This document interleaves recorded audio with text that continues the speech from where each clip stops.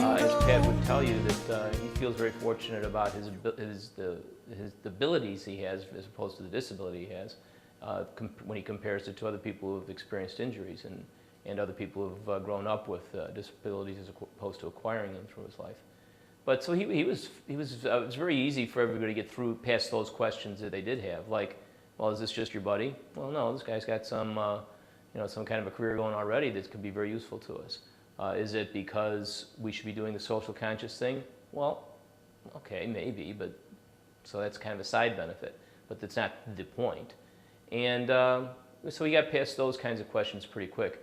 You know, we're in the downtown Chicago area. The idea of accessibility and transportation and all those things, those are basically Pat's challenges. We didn't hear much about those. He used to take care of those himself. What does Pat bring to the job? Well, some of what I talked about he had when he was a kid, he still has. A lot of determination, a lot of insight into what other people need to get their objectives met. He has just really good perception of what it is other people need and what motivates other people.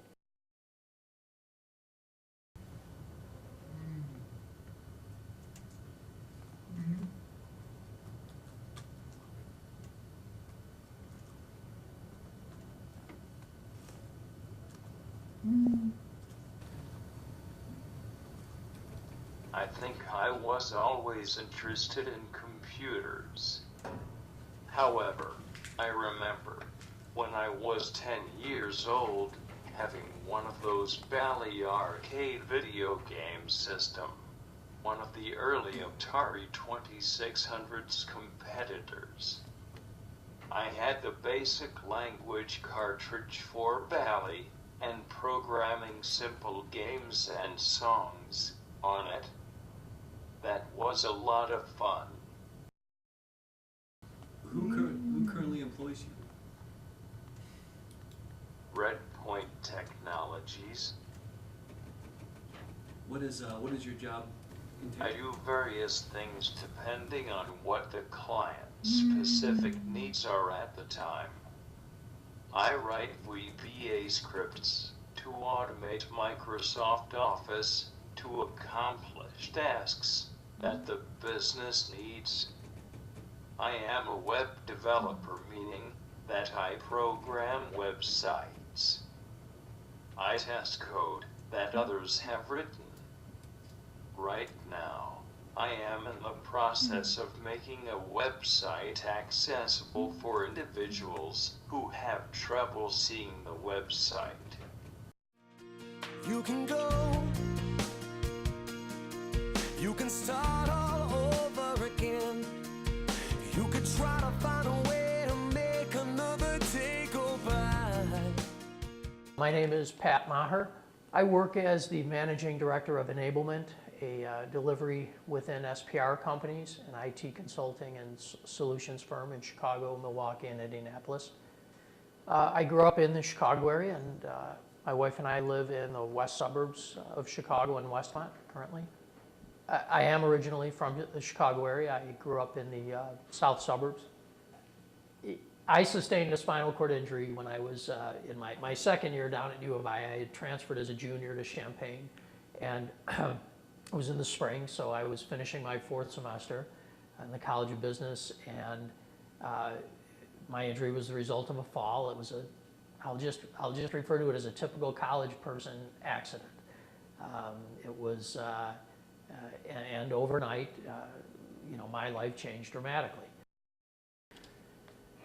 Either early on in high school, college, even after college, was there an individual or perhaps an organization that it helped encourage you or provided any type of guidance? When I was injured in 1981, I was a student at the University of Illinois, and it's kind of peculiar because while preceding my injury, I don't believe I had any great appreciation for the high profile and support offered to students with disabilities down at U of I. And successive to my injury and then my rehabilitation in Chicago at the Rehabilitation Institute and returning to campus, the world opened to me at U of I, and my recognition of DRES, the Disability Rehabilitation Education Services. And then I began to understand that U of I was really perhaps the most prominent and earliest university to support the success of its students with disabilities, including being really the birthplace of the National Wheelchair Basketball Association, among other entities, but more importantly, supporting services for students' academic success who happen to have a disability.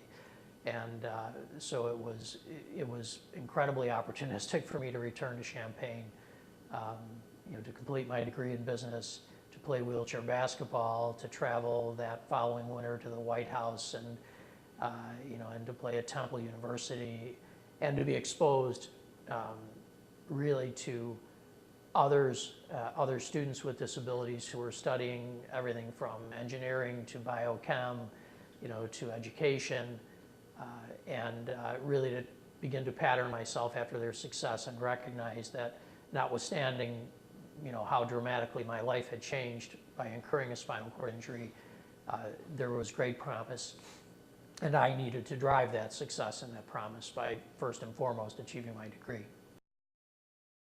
There is a certain truth that a person with a disability in the workforce can engender a little more teamwork and sense of pride in what others are doing, because they may look at that young man or young woman and go, well, Pat's in here every day, he's working hard, he's driving his objectives. Why shouldn't I be doing the same? Why can't I be making a little more of an effort? I'm one guy who's now had the experience of living with spinal cord injury for approaching 30 years, or approaching 29 years next spring. And that's all I am. That's who I am. My experience is that if you will make the effort, and my life experience to date has been, if you make the effort, if you are sincere, if you show the same passion and initiative that you would have shown without that disability, that others will reach out and help support your success.